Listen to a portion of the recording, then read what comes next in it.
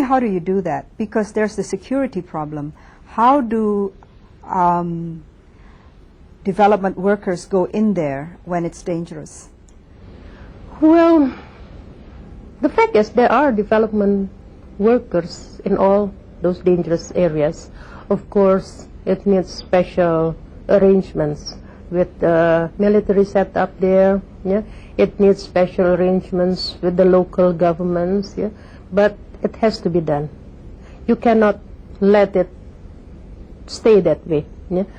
All efforts needs to be done to allow development workers to come in, mostly indigenous, yeah, neutral NGOs, yeah, and also there are now more and more entry point for peace workers to come in, yeah, and they're trusted by both sides, so then they can come in and bring development in. Where has that been successful? Can you give me an example? Well, in southern part of Philippines, yeah, in Maluku, yeah, the efforts to build the trust between conflicting communities are also including, yeah, efforts to improve the education and health, yeah, and also before the tsunami in Aceh, yeah, we are also doing that. Yeah. So there are ways, but it needs to be tackled in a more delicate way. There's this wide gap that still exists between the North and the South. Is there a possibility of the MDG narrowing that gap? Well, you have to. Yeah, that's what Goal 8 is about.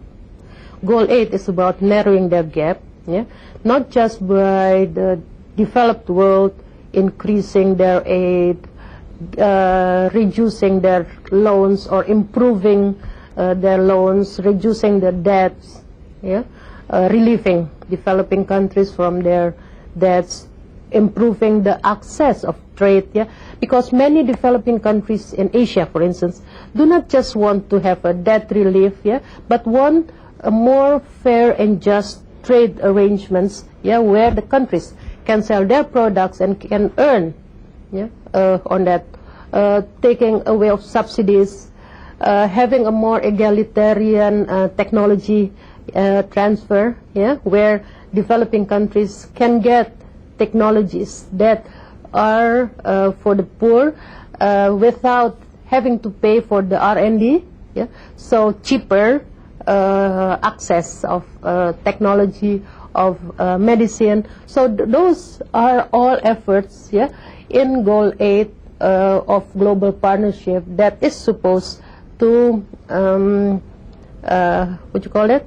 Narrow the gap between the rich and the poor countries. I'd like to go back to one of the issues, and that's AIDS. This is becoming a really serious problem in Asia. How is that being tackled? We have a success story in Thailand, yeah, who have already reversed the trend of AIDS, yeah, because they started finding out about that, and so they started having a campaign, yeah, a very broad campaign with lots of public participation. So they have halted the trend, yeah, so it's declining, yeah, but yet now there is this new development where AIDS is not just from sexual transmission but also from drug and heterosexual relationship, and so this AIDS, yeah, needs to be more closely watched, yeah. But the good news is that there are there are medications, there are possibilities, yeah, of prevention, yeah, through more wider campaigns, and so all this, yeah, are available in other countries that can be shared to countries like ours, and so we know where to. There are solutions. Yeah, we know where to halt, where to stop the source and so we also then know where to extend the possibilities of life. Yeah, so it's a matter of sharing these solutions from one country to another, from one region to another. It seems that no program, however small, can succeed if it's not participated by the people. And the MDG is a huge program. What can be done to increase public understanding of and participation in this program? Yes, I think there are more and more now civil society campaigning, yeah, to keep on reminding their governments of their pledges done in year 2000, because government changes, policies are sometimes forgetting these longer-term commitments, yeah, with more pressing short-term political commitments, and so civil society has to be there to keep on to campaign to remind this. And there are several campaigns now being generated globally, as well as in countries like in Asia, for instance, in the Philippines, Indonesia, India, Bangladesh, Pakistan. There is this campaign to global call to stop poverty, yeah?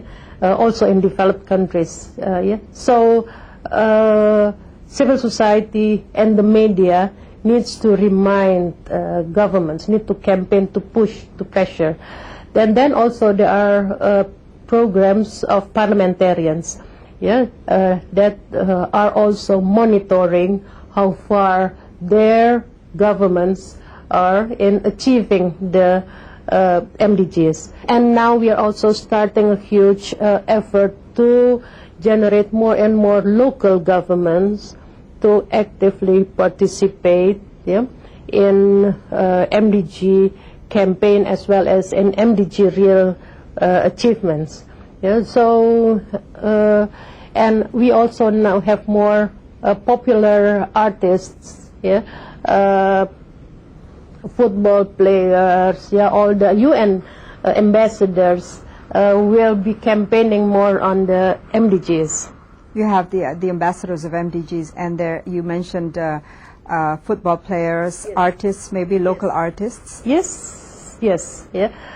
They are particular ambassadors, yeah, ambassadors for children, yeah, of UNICEF, ambassadors of AIDS, ambassador of development of poverty for UN, yeah.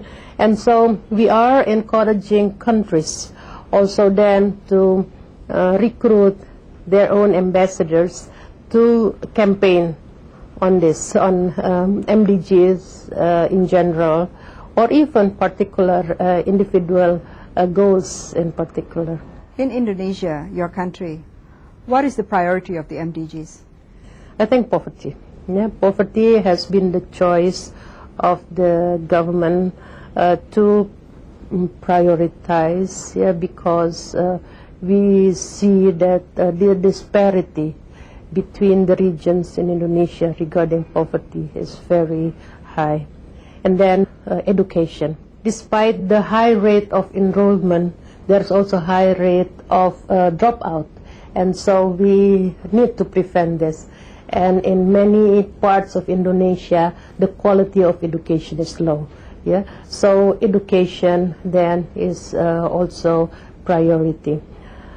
Indonesia is bad in the maternal mortality rate of Indonesia is high, yeah, one of the highest in the world, and I think it is because many of our islands, in the remote islands, yeah, do not have access to free family planning services anymore, yeah, and also the health services of professional midwives, yeah, are also still declining.